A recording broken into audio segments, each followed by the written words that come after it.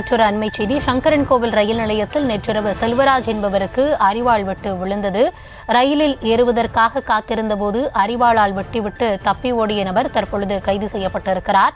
கண்ணன் என்ற நபரை கைது செய்து சங்கரன்கோவில் நகர காவல்துறையினர் விசாரணையில் ஈடுபட்டிருக்கிறார்கள். ஒரே பெண்ணை இருவரும் காதலித்து வந்ததால் கொலை முயற்சி என தகவல் கிடைக்கப்பட்டிருக்கிறது.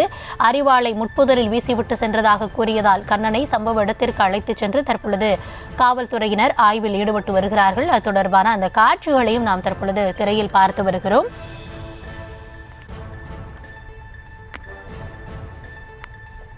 ரயிலில் ஏறுவதற்காக காத்திருந்த நபரை அரிவாளால் வெட்டிவிட்டு தப்பி ஓடிய கண்ணன் என்ற நபரை தற்பொழுது காவல்துறையினர் கைது செய்து அது தொடர்பான விசாரணையில் ஈடுபட்டிருக்கிறார்கள். கொலைக்கான காரணம், இந்த கொலை முயற்சிக்கான காரணம் குறித்து ஒரே பெண்ணை இருவரும் காதலித்ததால் இதுபோன்ற சம்பவத்தில் ஈடுபட்டதாக குற்றவாளி தரப்பில் தெரிவிக்கப்பட்டிருக்கிறது. ரயிலில் ஏறுவதற்காக காத்திருந்தபோது அரிவாளால் வெட்டிவிட்டு தப்பி ஓடிய நபர் தற்பொழுது கைது செய்யப்பட்டிருக்கிறார்.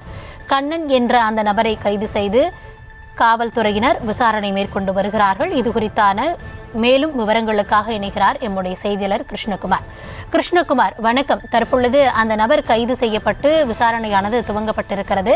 அவர் எப்படி கைது செய்யப்பட்டார்? தற்பொழுது விசாரணையில் என்னென்ன தகவல்கள் கிடைக்கப்பட்டிருக்கின்றன? விரிவான விவரங்கள். நிச்சயமாக கௌதமி, அதாவது நேற்று இரவு தென்காசி மாவட்டம் சங்கரன்கோவில் ரயில்வே நிலையத்தில் பொதிகை ரயிலில் சென்னை செல்வதற்காக சிவகிரி தாலுகா வாசுதேவநல்லூரை சேர்ந்த செல்வராஜ் ரயில் ஏறுவதற்காக காத்திருந்தார். அப்போது அவரை மர்ம நபர்கள் அரிவாளால் வெட்டிவிட்டு தப்பி ஓடிவிட்டனர். அதனைத் தொடர்ந்து சங்கரன்கோவில் நகர் காவல் நிலைய போலீசாரும் இருப்புப்பாதை காவல் நிலைய போலீசாரும் இணைந்து நள்ளிரவு வரை நகரின் பல்வேறு பகுதிகளில் தேடி வந்தனர்.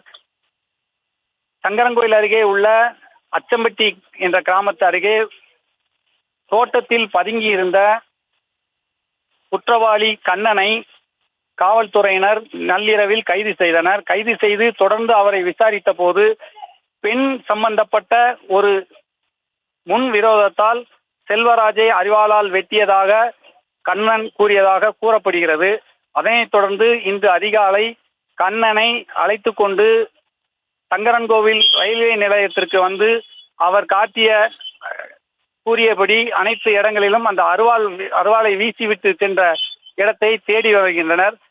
தொடர்ந்து காவல்துறையினர் கண்ணனை பல்வேறு கோணங்களில் விசாரித்து வருகின்றனர். கௌதமி, விவரங்களுக்கு நன்றி கிருஷ்ணகுமார்.